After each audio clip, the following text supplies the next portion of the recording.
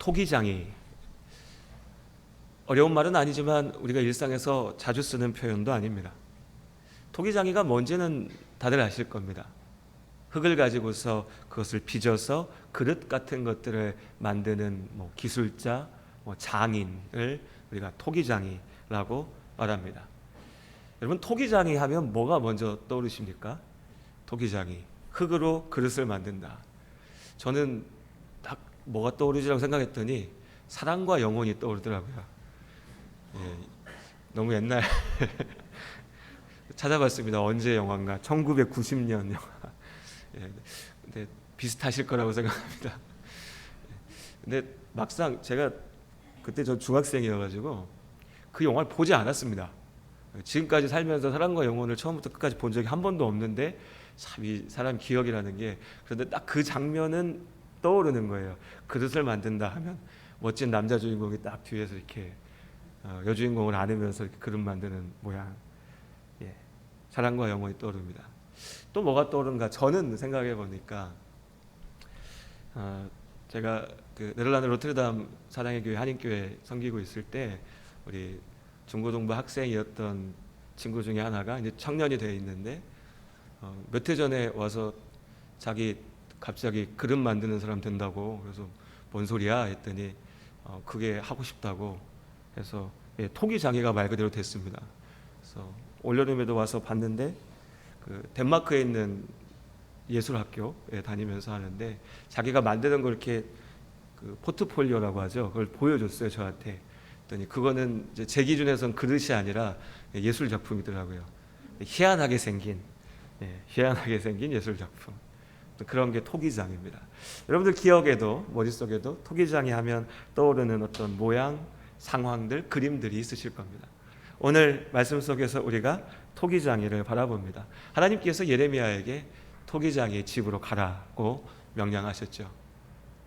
토기장의 비유라고 불려지는 이 이야기들, 그러니까 토기장이를 예로 들어서 하나님께서 주시는 말씀들은 예레미야뿐만 아니라 성경의 몇몇 구절에서 또한 등장합니다. 이사야서에서도 이 토기장의 비유가 등장하고요, 로마서에서도 토기장의 비유가 등장합니다. 이 세 권의 책이 우리가 흔히 토기장의 비유라고 말하는 이야기, 하나님의 말씀이 등장하는 중요한 책들입니다. 그런데 각각의 책들에서 이 토기장의 비유의 적용점은 약간씩 다르게 나타납니다. 이사야서, 선지자 이사야는 하나님의 심판과 이스라엘의 회개를 선포하였던 하나님의 선지자였습니다. 예레미야도 마찬가지였죠. 예레미야 역시도 유다 백성들, 이스라엘 족속들에게 하나님께서 너희를 심판하실 것이다, 너희의 죄 가운데 하나님이 분명히 하나님의 뜻을 이루실 것이다, 그러니 돌이키라, 회복하라 이사야는 외쳤고, 예레미야는 이제는 늦어서 하나님의 심판은 분명히 이루어질 텐데, 그러나 그 심판 가운데도 하나님은 너희를 회복시키실 것이다 라고 하는 것이 예레미야의 말씀이었습니다. 이 두 말씀, 이사야와 예레미야의 말씀에서 이 토기장이의 비유는 하나님께서 이스라엘의 역사를 주관하시는 분임을 드러내기 위해서 사용되었습니다. 토기장이가 그릇을 만들 때에, 진흙을 가지고 그릇을 만들 때에 진흙한테 물어보는 게 아니잖아요. 야, 너 어떤 모양 되고 싶냐? 진흙이 나는 이렇게 되고 싶으니까 날 이렇게 만들어 놔 라고 토기장이한테 주장할 수 있는 게 아니죠. 이 모든 일들이, 모든 권세가, 모든 주권이 토기장이의 손에 달려져 있습니다. 토기장이가 흙을 가지고서 자신의 계획대로, 자신의 뜻대로 모양을 만드는 거죠. 이스라엘은, 유다 족속들은 어느 순간부터 착각했습니다. 하나님이 나를 사랑하셔서, 하나님이 우리를 사랑하셔서 이스라엘을 지키시고 예루살렘을 하나님의 성이 되게 하시고 하나님의 백성 되게 하셨는데, 어느 순간부터 내가 당연히 하나님의 사람인 것처럼, 내가 당연히 하나님의 백성인 것처럼, 예루살렘은 영원히 무너지지 않을 것처럼 그렇게 생각했습니다. 그렇게 착각했죠. 그것을 자랑했습니다. 그런 이스라엘 앞에, 유다 백성들 앞에 하나님께서 토기장이를 통하여서 보여주신 겁니다. 예레미야야, 토기장이 집에 한번 가봐라. 갔습니다. 무슨 일이 벌어지고 있냐? 토기장이가 흙을 가지고서 그릇을 만드는데요. 그릇 만들다 보니까 그릇의 모양이 어긋나고 틀어지고 부서지면, 그럼 그때 토기장이가 어떻게 하느냐? 하나님, 토기장이가 그 부서진 그릇, 그 고장난 그릇 다시 흙덩이로 만들어버리고 그걸 가지고서 다시 만듭니다. 그것이 네가 유다 백성들 앞에 가서 선포할 것이다.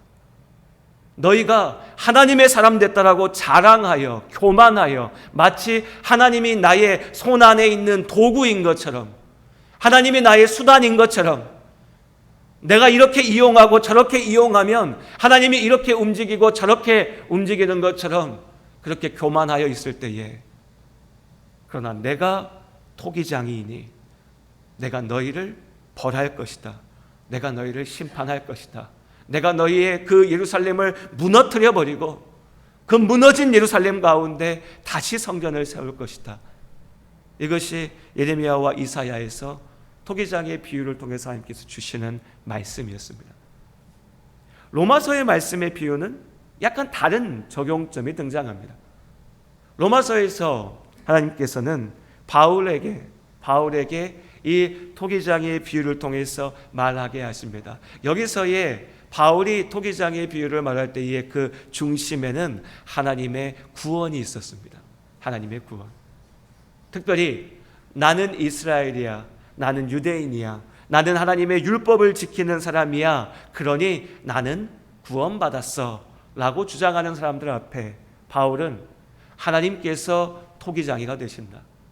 하나님께서 그릇을 빚으시고 그 빚으신 그릇을 어떻게 사용하실지 역시도 오직 하나님의 손 안에 달려있다. 이제 유대인들이 저 이방인들에게는 구원이 없어, 저 이방인들은 하나님께서 버리셨어라고 이야기하는 그때라도 하나님은 너희가 버린 그 이방인들, 너희가 가치 없다라고 조롱하는 저 사람들을 통해서 하나님의 일을 이루실 거고 그들을 구원하실 거다. 토기장이신 하나님께서 그릇의 쓸모를 택하신다라고 말하면서 또한 토기장의 비유를 사용하고 있습니다. 자, 이 모든 비유에서 각각의 상황 속에 적용점은 조금 달라질 수 있지만 이 비유의 본질은 하나입니다. 하나님의 주권이죠. 오직 하나님께서 세상을 창조하시고, 오직 하나님께서 사람을 만드시고, 더 정확히요, 오직 하나님께서 나를 만드시고 나의 인생을 주관하시고 지키시고 인도하심을 믿습니다. 하나님께서 나의 토기장이가 되심을 믿습니다. 내가 오늘 말씀처럼 하나님의 손에 있는 진흙입니다. 6절의 말씀 우리 같이 읽어볼까요? 예레미야 18장 6절의 말씀.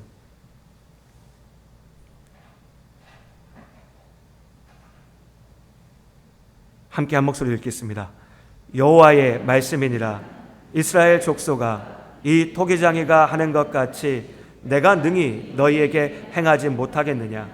이스라엘 족속아, 진흙이 토기장이의 손에 있음같이 너희가 내 손에 있느니라. 진흙이 토기장이의 손에 있는 것처럼 너희가 내 손에 있느니라. 하나님께서는 우리에게 분명하게 말씀하십니다. 너희가 내 손에 있다.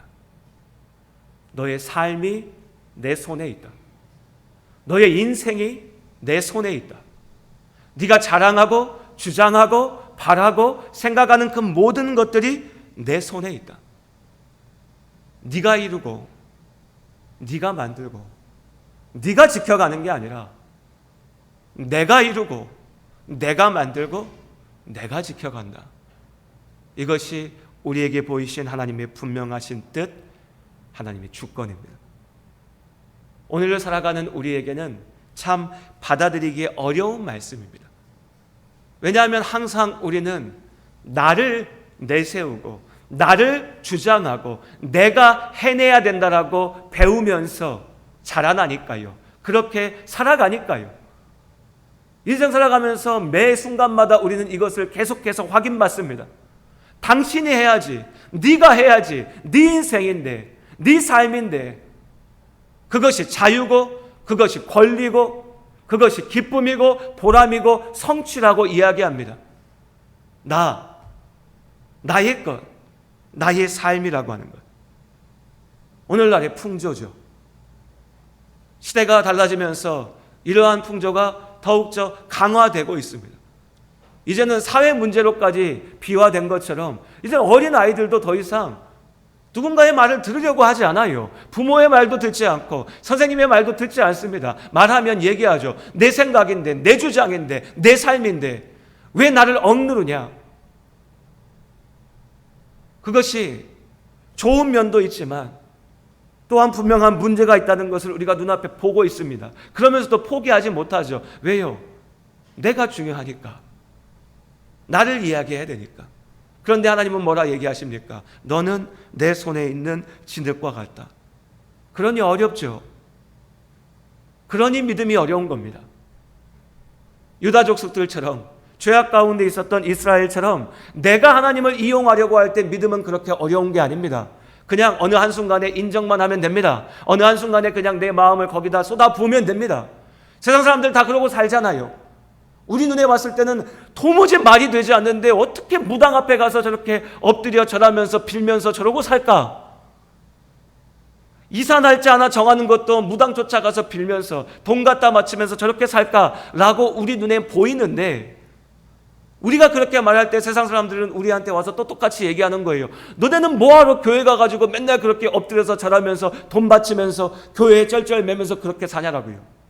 똑같이 보이는 거죠. 똑같이 사는 겁니다. 나를 위해서 이용하려고 할 때 하나님의 이름이 나의 손에 쥐어진 어떤 수단과 도구가 될 때 어떻게 그 하나님을 이용하느냐는 방법만 달라지는 거지 본질은 똑같은 거니까. 그런데 하나님의 말씀 앞에 정직하게 서면 전혀 다른 걸 우리는 보게 돼요. 하나님은 우리에게 야, 내가 너의 하나님이야. 너가 하라는 대로 내가 다 해줄게. 그러니까 너가 나 한번 움직여봐. 이렇게 말씀하지 않으시잖아요. 나는 토기장이다. 진흙이 토기장이의 손에 있는 것처럼 네가 나의 손에 있다. 너의 삶이 나에게 달려있다. 그것을 너가 믿느냐, 인정하느냐. 그냥 어려워요. 나를 죽여야 되거든요. 나를 무너뜨려야 되거든요. 나를 내려놓아야 되니. 비단 어떤 세대만의 문제가 아닙니다. 21세기를 살아가는 이 시대의 문제 아니에요. 모든 세대, 모든 순간마다 그랬습니다. 죄악 가운데 묻어져 있는 인간의 본성이 그러한 거거든요.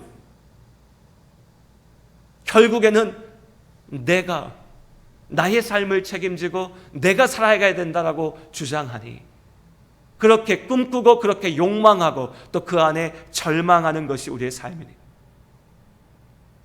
내가 할 수도 없는 삶을 내가 하려고 하니까 내 뜻대로 안 돼요. 그러니까 절망합니다. 인생을 괴로워하죠. 끝없이 근심합니다. 그런데 그렇게 근심하다가도 뭐가 좀 되는 것 같으면 뭐가 내 뜻대로 나아가는 것 같으면 언제 그랬냐는 듯이 또 금방 교만하죠. 욕심냅니다. 인생 이거밖에 안 되겠어? 나 더 갈 수 있어. 더 할 수 있어. 옆에 사람들을 보면서 저 사람들은 저거밖에 안 되네? 나는 저 인간들보다 좀 나은데 내가 이루었는데 내가 만들었는데 자랑하면서 그렇게 교만과 절망에 열탕과 냉탕을 오가면서 혼자 앉아서요. 누군가 그렇게 얘기하잖아요. 인생이라고 하는 게 가까이서 보면 비극인데 멀리서 바라보면 희극이라고. 가까이서 보면 정말 막 가슴 치면서 눈물 흘려야 되는 슬픔의 노래인데 멀리서 떨어져서 보면 세상에 저런 코미디가 없다고. 인생이 그런 거라니까요. 조금 나아지면 교만하여서 할 수도 없는 걸 할 수 있다라고 큰 소리 치고 허세 부리고 조금 무너지면 이제 모든 게 다 끝장난 것처럼 절망하면서 이제 내 인생 다 끝장났어. 한순간도 내 힘으로 살아지지 않았었는데 마치 내가 해온 것처럼 착각하면서 괴로워하고 절망하면서 포기하는 것. 그것이 사람이 하나님을 알지 못하는 사람이 세상을 살아가는 방법입니다. 그런 우리에게 하나님은 분명하게 말씀하십니다. 너의 삶이 아니라 내가 이끄는 삶이다. 너가 책임지는 삶이 아니라 내가 책임지는 삶이다. 네가 혼자 걸어가는 삶이 아니라 내가 너와 함께 걸어가는 삶이다. 어떤 사람들은 믿음 앞에서도 착각합니다. 내가 선택할 수 있는 것처럼. 모든 걸 선택하고 사니까 하나님 앞에 나아가는 나의 삶도 내가 선택한다고 생각합니다. 선택의 문제가 아닙니다. 내가 그렇다고 생각하니까 하나님께서 내 삶의 주인이 되고, 내가 아니야 내가 내 인생의 주인이야 라고 얘기하면 마치 내 자신이 내 인생의 주인이 될 것처럼 착각하죠. 내가 선택한다고 진리가 달라지지 않습니다. 하나님께서 이미 내 삶의 주인이십니다. 하나님께서 우리의 삶의 주인 되심을 믿습니다. 하나님께서 우리의 삶을 이끌어 가신 줄로 믿습니다. 다만 그 가운데 내가 믿음으로 인정하지 못하니 혼자서 그 비극과 희극의 그 어리석은 일을 하면서 인생을 허비하고 버리고 죽음 가운데 끝장나는 겁니다. 하나님은 편치 않으십니다. 하나님께서 우리의 삶을 주관하시고 이끌어 가십니다. 진리는 이것입니다. 우리는 내일을 알지 못하고, 우리는 스스로를 지키지 못하며, 우리는 나의 힘으로 아무것도 이룰 수가 없습니다. 이것이 우리가 솔직하게 인정할 수밖에 없는 우리의 삶의 본질입니다. 저는 한 주간에 제가 좀 아팠습니다.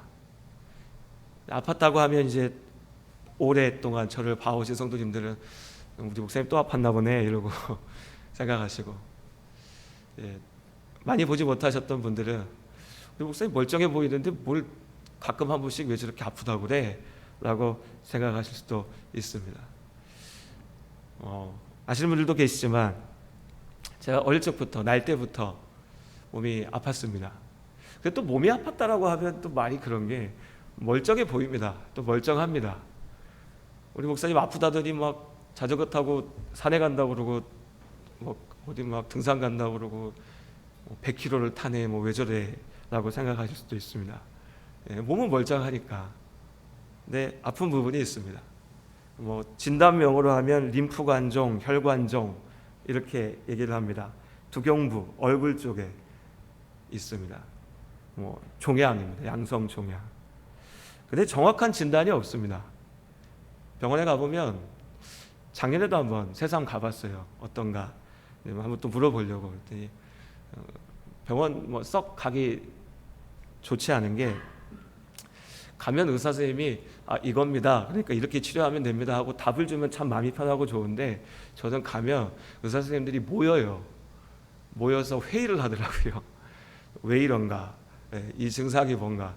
그럼 그 앞에 앉아있는 사람 기분은 어떻겠습니까? 약간 좀 내가 뭐 연구 대상 된 것 같아서 썩 기분이 좋지 않습니다. 뭐 친절하게 잘 해주시는데도 그냥 그렇습니다. 그래서 그냥 그렇습니다.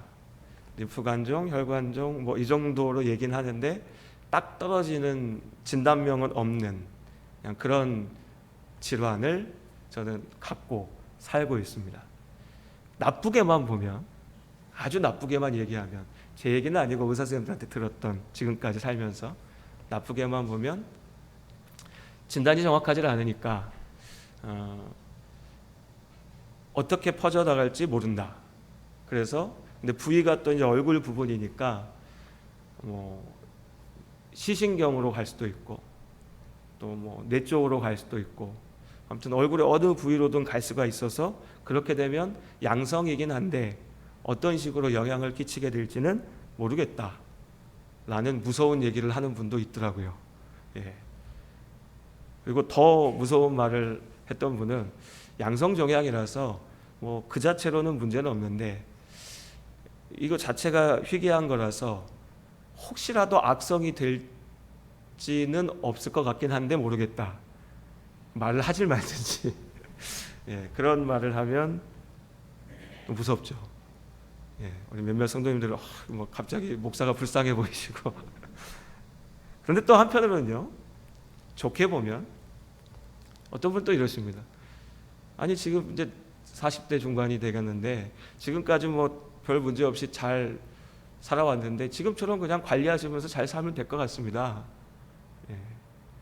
저한테 막 물어봐요. 어떻게 해요? 뭐 이렇게 종양이 커지거나 뭐 출혈이 생기거나 뭐 어떻게 합니까? 그러면 제가 2차 저차에서 이렇게 합니다.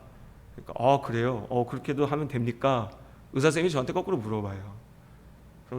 그러면서 결론이 그럼 지금까지 하신 것처럼 잘 하시면 되겠네요. 그럼 뭐 별 문제 없을 것 같습니다. 라고 이야기합니다. 그럼 또 아무 일도 아니죠. 지금까지 아주 행복하게 잘 살았기 때문에 그냥 그렇게 살면 됩니다. 지난 한 주간에 좀 몸이 특히 좀 안 좋았습니다. 다른 데는 아무렇지도 않았고요.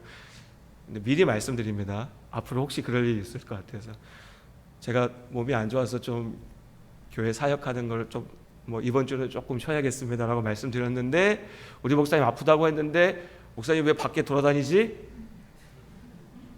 아니 기도회도 인도 못할 만큼 아프면 누워 있어야 되는 거 아닌가? 이러시면 안 됩니다. 저는 몸은 멀쩡합니다. 말을 못하는 거예요.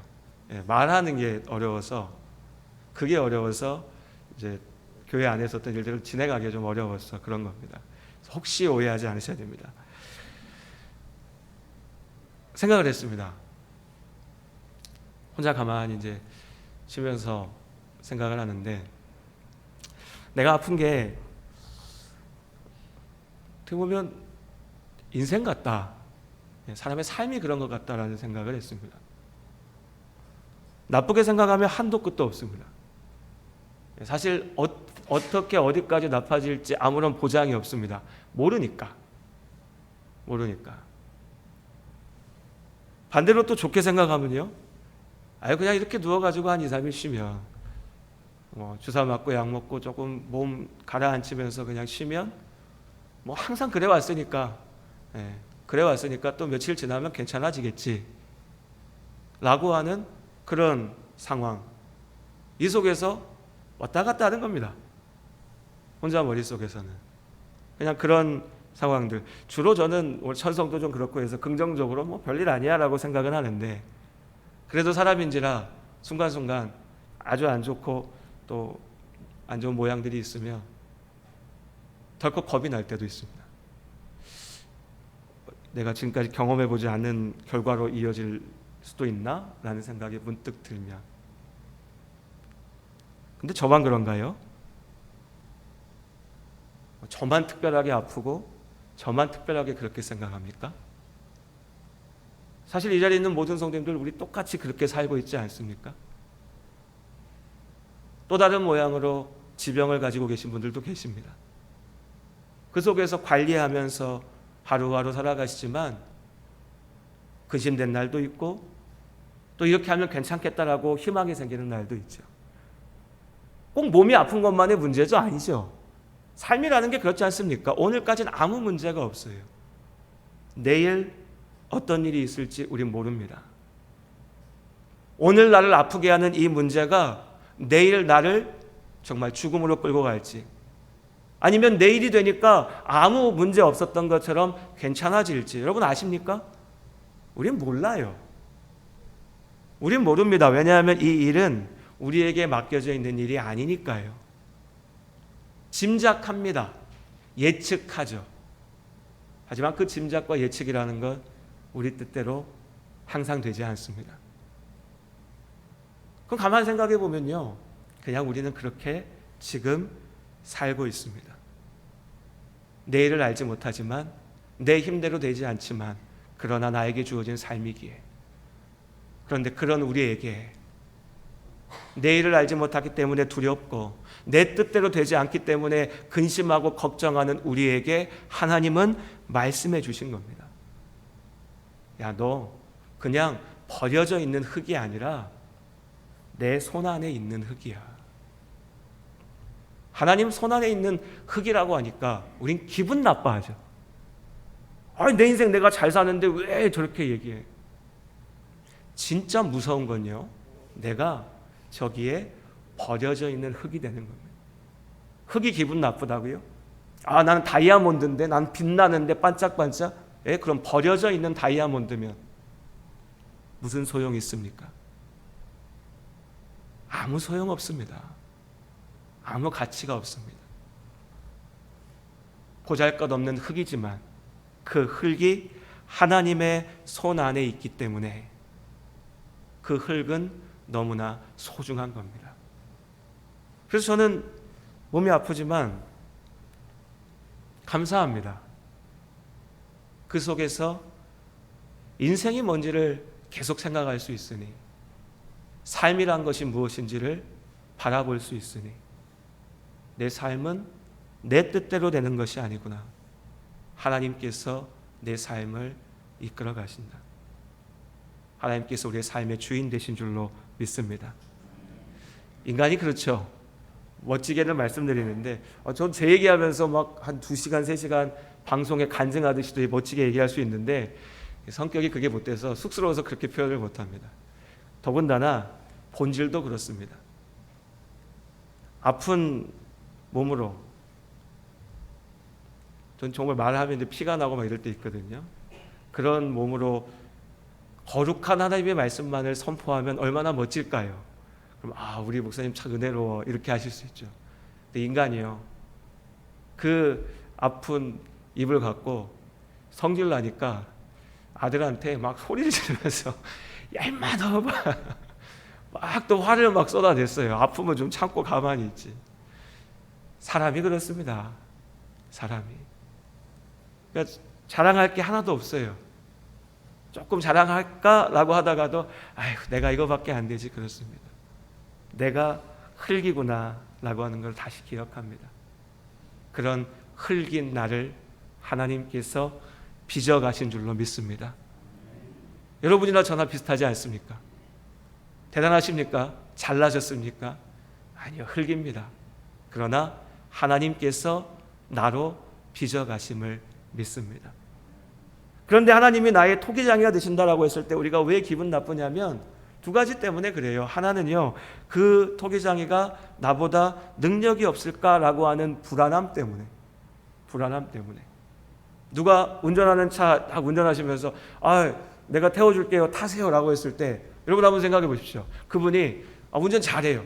막 20년 30년 무사고예요. 베스트 드라이버예요. 그 차 탈 때 염려하십니까? 아니죠. 고맙죠. 나 태워준다고 하니까 얼마나 좋습니까? 먼 길 가는데 제가 운전하겠습니다라고 하면 얼마나 마음이 편안하고 좋습니까? 그렇죠. 그런데 이제 면허 딴 지 한 달밖에 안 된 분이 태워드릴게요 타세요라고 하면 어떻습니까? 별로 안 타고 싶어요. 타도 벨트부터 매야죠. 예.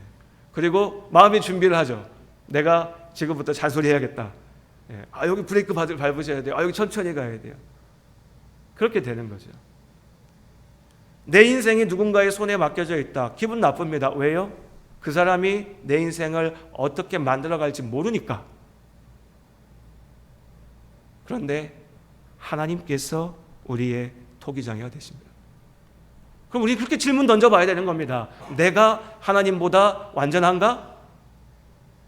내가 하나님보다 잘 아는가? 내가 하나님보다 능력 있는가? 내가 하나님보다 내 인생을 더 온전한 자리로 이끌어갈 수 있는가? 그 답을 스스로 한번 던져보십시오. 그리고 그 질문 앞에 아니 하나님이 하실 거야 라고 답하신다면, 내가 교만하여서 이렇게도 생각해보고 저렇게도 생각해보고 다 해봤는데 결국에는 그래도 하나님이 나보다 나으시지 당연하지 라고 인정하신다면, 여러분 그때부터는요 믿음으로 하나님 앞에 나의 삶을 맡기고 나아가시기를 주의 이름으로 권면드립니다. 하나님 앞에 운전대를 맡겨드리십시오. 하나님의 그 그릇 빚으시는 자리 가운데 나를 올려놓으십시오. 하나님이 빚으십니다. 나보다 완전하십니다. 비할 수 없습니다. 감히 내가 의심할 수 없습니다. 그 하나님께서 나를 가장 완전한 모습으로 만드실 줄로 믿습니다. 그런데 또 한 가지 우리 마음에 두려운 건 뭐죠? 최고의 운전자인데 그 운전자가 나를 목적지로 데려다 주려고 하는 게 아니라 나를 납치하려고 하는 사람이에요. 그럼 그 차 타면 됩니까? 안 됩니까? 안 되죠. 도망칠 여지도 없잖아요. 운전을 잘해서 갈 테니까. 최고의 의사인데 그 의사가 내 원수예요. 그 의사의 수술대 위에 올라가실 수 있습니까? 못 올라가죠. 저 사람이 나를 어떻게 아무도 모르게 나를 죽일지 나는 모르잖아요. 전능하신 하나님 알겠는데 그 하나님이 나한테 관심이 있어? 그 하나님이 나를 사랑하셔? 그 하나님이 나를 위해서 생각하셔? 하나님의 일을 이루신다고 하는데 그 하나님의 큰 일이, 그 대단한 일이, 그 멋진 일이 다 좋은 거 알겠는데 나랑 상관없는 일이면 대한민국이 세상에서 제일 좋은 나라 되면 뭐합니까? 내가 죽으면. 우리 인간적인 마음에 그 훌륭한 분들은 그 나라를 위해서 헌신하실 수 있지만 저 같은 쫌생이들은 나라가 최고의 나라가 돼도 내 인생이 망가져 버린다고 생각하면 이거 쉽지 않잖아요. 하나님이 전능하신 하나님, 좋으신 하나님 알겠는데 그 하나님이 나와 상관없으면, 그런데 그 하나님 앞에 내 인생을 어떻게 맡겨? 이사야 43장 1절에 하나님이 이렇게 말씀하십니다. 내가 너를 지명하여 불렀나니 너는 내 것이라. 너는 내 것이라. 요한일서 4장 10절에요. 제가 읽어드리겠습니다. 사랑은 여기 있으니 우리가 하나님을 사랑한 것이 아니요 오직 하나님이 우리를 사랑하사 우리 죄를 위하여 화목제로 그 아들을 보내셨음이니라. 내가 하나님을 먼저 사랑한 게 아니라 하나님께서 나를 먼저 사랑하신다. 하나님께서 나를 사랑하셔서 그 아들을, 예수 그리스도를 나의 죄를 씻기 위한, 나를 위한 제물로 드리셨다. 로마서 5장 8절에 우리가 아직 죄인 되었을 때에 그리스도께서 우리를 위하여 죽으심으로 하나님께서 우리에 대한 자기의 사랑을 확증하셨느니라. 여러분, 성경이 뭡니까? 성경은요, 사실 우리를 향한 하나님의 사랑의 고백입니다. 처음부터 끝까지 성경을 통해서 하나님은 우리에게 계속해서 말씀하십니다. 내가 너를 진짜 사랑한다. 내가 너를 진짜 사랑한다. 넌 너무 소중하다. 내가 너와 함께하기 원한다. 내 안에 있는 이 흙인 너를 내가 나의 모든 것을 다해서 살리고자 한다. 하나님은 나를 사랑한다고 말씀하십니다. 하나님께서 우리를 사랑하신 줄로 믿습니다. 그럼 이제 뭐가 두렵습니까? 세상의 주인이신 하나님이 나를 지극히 사랑한다 말씀하십니다. 너는 내 것이라 말씀하십니다. 그리고 내가 너를 빚겠다라고 말씀하십니다. 그것이 우리의 삶입니다. 그렇게 우리의 삶은 근심하고 두려워하고 불평하고 원망하고 교만했다가 절망하고 살다 죽고 끝나는 삶이 아니고요. 하나님께서 빚어가시는 그 하루하루의 순간들 속에 기뻐하고 감사하고 감탄하며 하나님의 일을 위하여서 쓰임받으며 주님 부르시는 그날을 향하여 걸어가는 순종의 날, 감사의 시간들입니다. 그렇게 믿음의 삶을 살아내시기를 주님의 이름으로 축복합니다. 우리 마지막으로 이사야 64장의 말씀을 함께 읽겠습니다.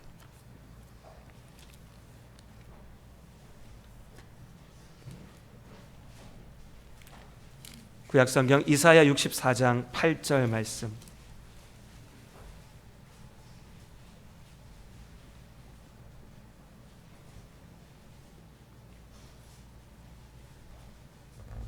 앞서 하나님께서 이사야 선지자에게 내가 토기장이다.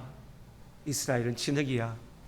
그런데 그 진흙이 토기장인 나를 이용하려 하니, 죄악 가운데 있으면서 하나님의 이름만 부르짖으려 하니 내가 그들을, 그 부서져 버린 그릇을 토기장애인이 무너뜨려서 새롭게 하겠다 말씀하셨습니다. 이제 이사야 선지자가 하나님 앞에 외칩니다. 이것이 우리의 고백이기 원합니다. 이사야 64장 8절 말씀 우리 같이 한 목소리로 함께 읽겠습니다. 그러나 여호와여, 이제 주는 우리 아버지시니이다. 우리는 진흙이요 주는 토기장애이시니 우리는 다 주의 손으로 지으신 것이니이다. 아멘. 하나님, 하나님께서 토기장이십니다. 내가 하나님의 손 안에 있는 흙입니다. 이어지는 말씀에 보면 그러니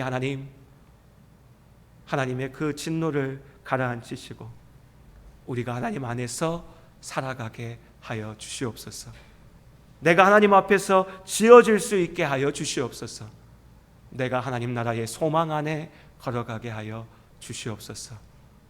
이것이 우리의 믿음, 우리의 삶이 될 수 있기를 원합니다.